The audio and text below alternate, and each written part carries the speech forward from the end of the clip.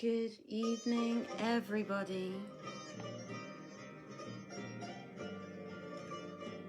Beautiful music.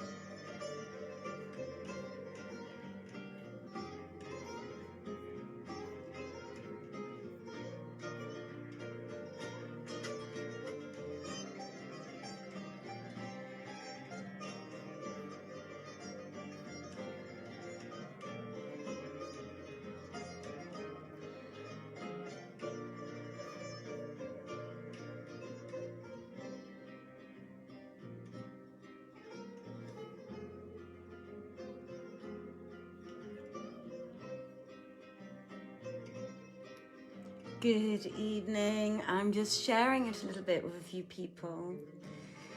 So enjoy the music from Kamyab Sadewi while I share it a couple of times at least.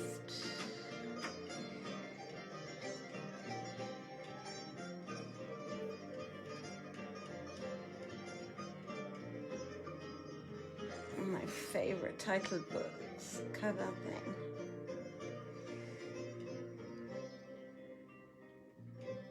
Back in the day, you used to just be able to share it very easily with whoever you wanted to and just go down the list. And now you have to do it all individually and it takes doubly as long. It's so crazy.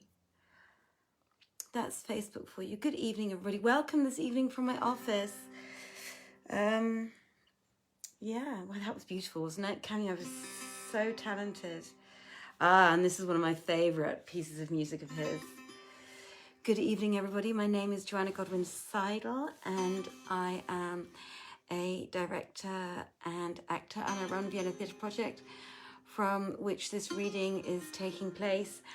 And I will be your host this evening. I was supposed to read on Friday evening, but we were filming for an online cabaret event, which we are going to be doing on the 23rd, 25th, and 27th of February. And if you want to catch that, it's called Cafe Contagion. We're just going to be doing a pot puree of monologues and funny sketches and songs we like.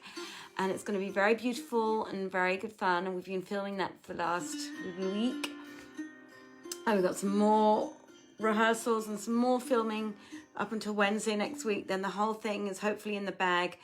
And we will be putting up what we did the week after. So do watch out for that. It's called Cafe Contagion. Tickets super cheap, only €10. And we would love to see you there. So I'm going to turn Kamyab down. And I'm going to do one thing for you, because in some parts of the world, of course, it is, what is it today? It is Valentine's Day. So, you know, why not join the rest of the group and celebrate it? And I'm going to read you a very beautiful poem for Valentine's Day by a very famous poet called Elizabeth Barrett Browning. And the poem starts, "How do I love thee?" So I'm just going to put my book away for the moment of 1001 Nights and read the poem to you. So, how do I love thee? Let me count the ways. I love thee to the depth and breadth and height my soul can reach, when feeling out of sight for the ends of being and ideal grace. I love thee to the level of every day's most quiet need, by sun and candlelight. I love thee freely, as men strive for right. I love thee purely, as they turn from praise. I love thee with a passion put to use in my old griefs, and with my childhood's faith. I love thee with a love I seem to lose, with my lost saints. I love thee with the breath, smiles, tears of all my life. And if God choose, I shall but love thee better after death. So that was my little homage to Valentine's Day. And now we will continue reading with the 310th night of 1001 Nights. Scheherazade said, "It has reached me, O auspicious king, that Ali Shah, feeling his stomach ache with hunger, betook himself to the merchant's bazaar, where he found a crowd of people assembled in the ring, and said to himself, I wonder what causeth these folk to crowd together thus? By Allah, I will not budge hence till I see what is within yonder ring. So he made his way into the ring, and found therein a damsel exposed for sale who was 5 feet tall, beautifully proportioned, rosy of cheek and high of breast, and who surpassed all the people of her time in beauty and loveliness and elegance and grace, even as saith one describing her, as she is willed she was made, and in such a way that when she was cast in nature's mould, neither short nor long was she. Beauty woke to fall in love with the beauties of her form, where combined with all her coyness, her pride and prudency.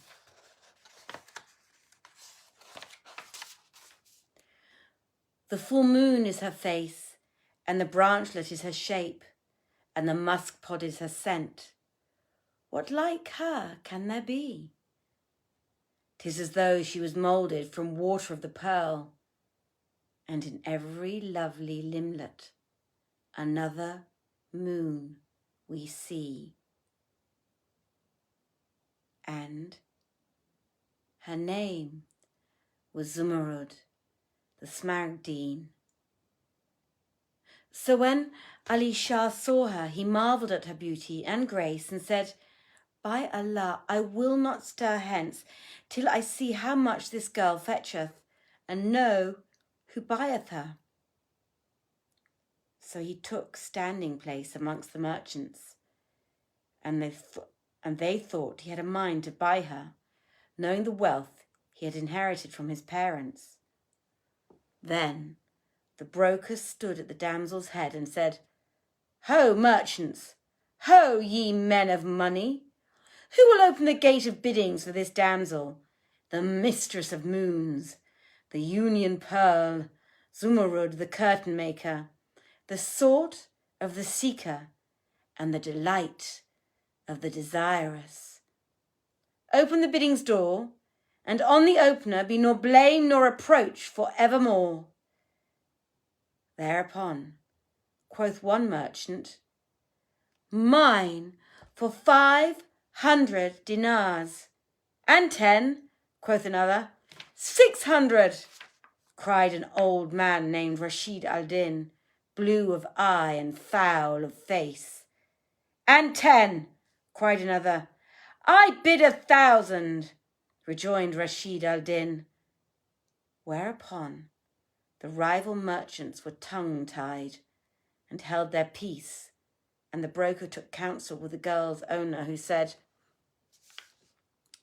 I have sworn not to sell her, save to whom she shall choose, so consult her.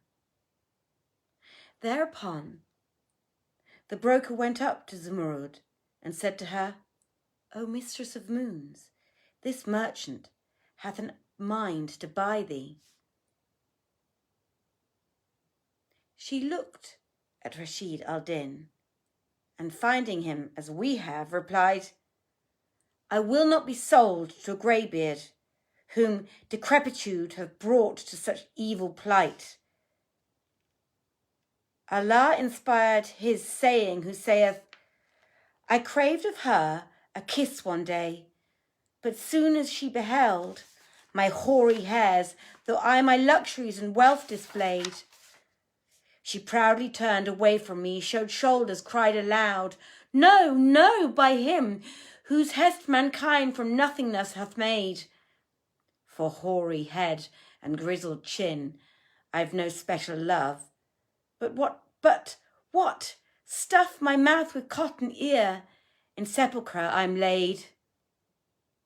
Now, when the broker heard her words, he said, By Allah, thou art excusable, and thy price is 10,000 gold pieces.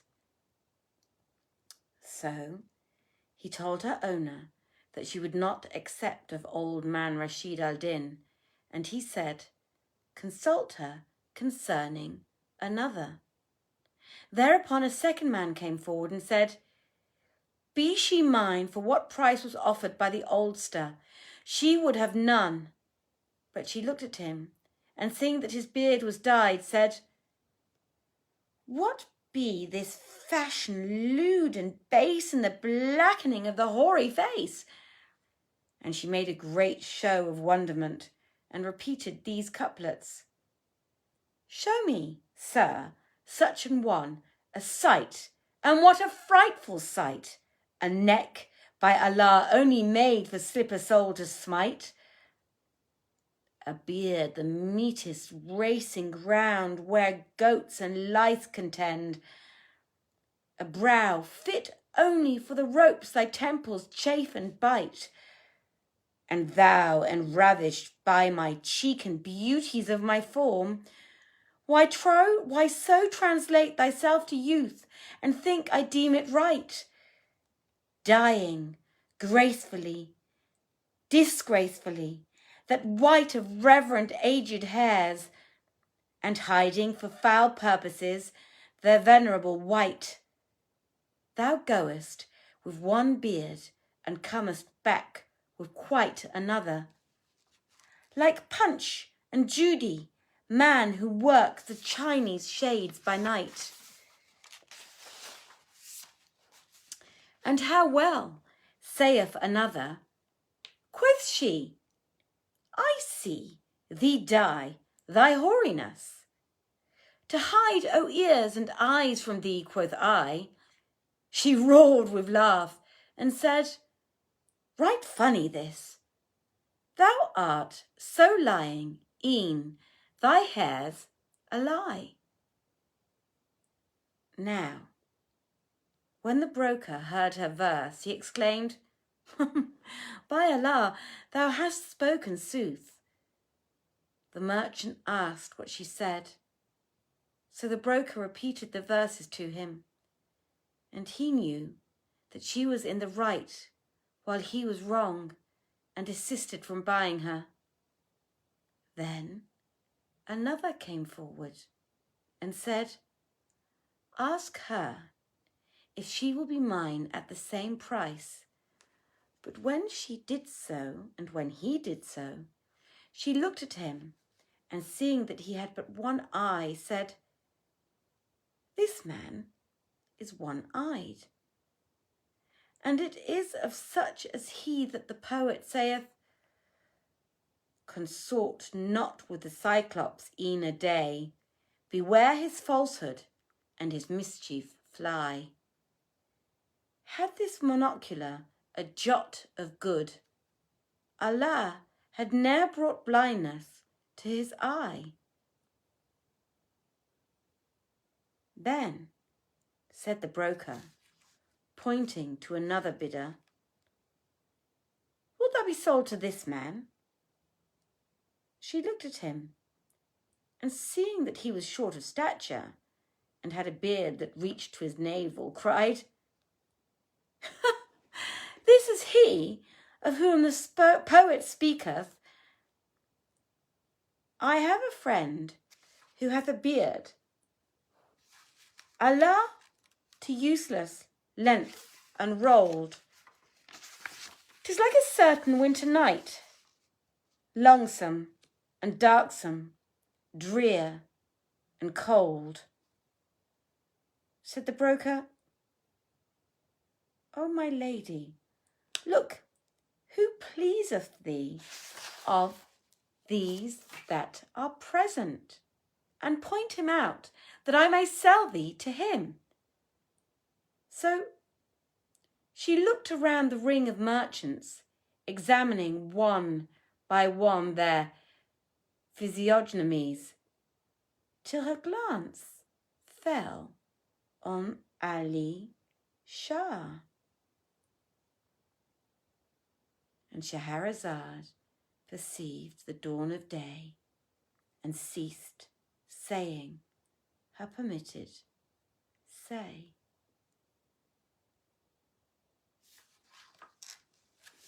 Now, when it was the 311th night,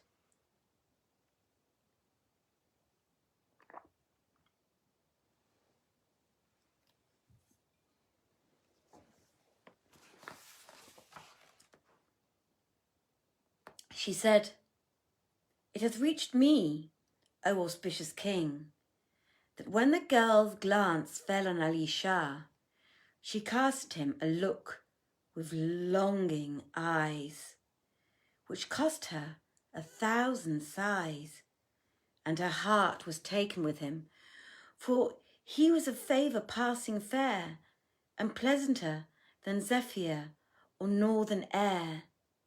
And she said, O broker, I will be sold to none but this my lord, owner of the handsome face and slender form, whom the poet thus describeth. Displaying that fair face, the tempted they assailed. Who, had they wished me safe, that lovely face had veiled? For none shall own me but he, because his cheek is smooth, and the water of his mouth sweet as salsabil. His spittle is a cure for the sick, and his charms daze and dazzle poets and prosa. Even as saith one of him, his honeydew of lips is wine, his breath musk, and those teeth smile shone as camphor's hue. Rizwan hath turned him out of doors for fear the houris lapse from virtue at the view. Men blame his bearing for its pride, but when in pride the full moon sails, excuse is due. Lord of the curling locks and rose-red cheeks and ravishing look, of whom saith the poet, the fawn, like one a meeting promised, and eye expectant waxed and heart upstirred. His eyelids bade me hold his word as true, but in their languish can he keep his word? And, as saith another, quoth they, black letters on his cheeks are writ. How canst thou love him and a side-beard see? Quoth I, cease blame and cut your chiding short. If those be letters, 'tis a forgery. Gather his charms or growths of Eden girth, whereto those Kausar lips bear testimony. When the broker heard the verses she repeated on the charms of Ali Shah, he marvelled at her eloquence, no less than at the brightness of her beauty. But her owner said to him, marvel not at her splendour which shameth the noonday sun, nor that her memory is stored with the choicest verses of the poet, for, besides this, she can repeat the glorious Koran according to the 7 readings and the august traditions, after ascription and authentic transmission. And she writeth the 7 modes of handwriting, and she knoweth more learning and knowledge than the most learned. Moreover, Her hands are better than gold and silver, for she maketh silken curtains, and selleth them for 50 gold pieces each. And it taketh her but 8 days to make, 8 days to make a curtain. Exclaimed the broker, O happy the man who hath her in his house, and maketh of her his choicest treasures. And her owner said to him, Sell her to whom she will. So the broker went to Ali Shah, and kissing his hand said to him, O my lord, buy thou this damsel, for she hath made choice of thee. Then he set forth to him all her charms and accomplishments, and added, I did give thee joy if thou buy her, for this be a gift from him who is no cheaper of his giving. Whereupon Ali bowed his head groundwards a while, laughing at himself, and secretly saying, Up to this hour I have not broken my fast. Yet I am ashamed before the merchants to own that I have no money wherewith to buy her.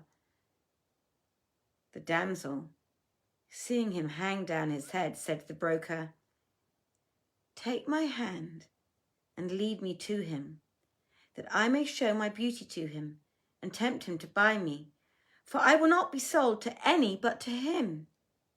So the broker took her hand and stationed her before Ali Shah, saying,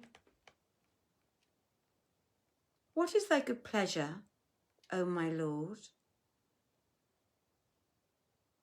But he made him no answer, and the girl said to him, O my lord, and darling of my heart, what aileth thee that thou wilt not bid for me? Buy me for what thou wilt, and I will bring thee good fortune. So he raised to her his eyes and said, Is buying perforce? Thou art dear at 1,000 dinars. Said she, Then buy me, O my lord, for 900. He cried, No. And she rejoined, Then buy me for 800. And again he said, Nay. She ceased not to abate the price till she came to 100 dinars. Quoth he, I have not by me a full 100. So she laughed and asked, How much dost thou lack of 100? He answered, By Allah, I have neither 100 dinars nor any other sum, for I own neither white coin nor red cash, neither dinar nor dirham. So look out thou for another and a better customer. And when she knew that he had nothing, she said to him, Take me by the hand and carry me aside into a by-lane, as if thou wouldst examine me privily. And he did so, and she drew from her bosom a purse containing 1,000 dinars, which she gave him, saying, Pay down 900 to my price, and let the 100 remain with thee by way of provision. He did as she bid him, and buying her for 900 dinars, paid down the price from her own purse and carried her to his house. When she entered it, she found a dreary, desolate saloon without carpets or vessels. So she gave him other 1,000 dinars, saying, Go to the bazaar and buy 300 dinars worth of furniture and vessels for the house, and 300 dinars worth of meat and drink. And Shahrazad perceived the dawn of day and ceased saying her permitted say. So, dear friends, a short and sweet one this evening. It was an absolute pleasure reading for you as usual. Tomorrow is a school day here in the Western world, and children are back at school. People, to a certain extent, are back at work. Shops are once again open, and I have to go somewhere tomorrow where I have to have a negative COVID test, which means I'm going to be up at 6:30 in the morning so that I can be at the COVID station at 7:30 in the morning and get myself tested. I have to say, if you are listening from Austria, I have been through the drive-through already. Luckily, last time I went, which was last Tuesday, I think, it was not unpleasant experience. I was in and out with a result within half an hour, and luckily then I was COVID negative. I hope I'm going to be negative again tomorrow. It's always a bit of Russian roulette these days, is it not? So, as I do have to get up early and I still have to proofread 85 pages of a script I have been asked to proofread, I am going to bid you all a very, very good night and wish you many blessings. I hope you enjoyed the reading.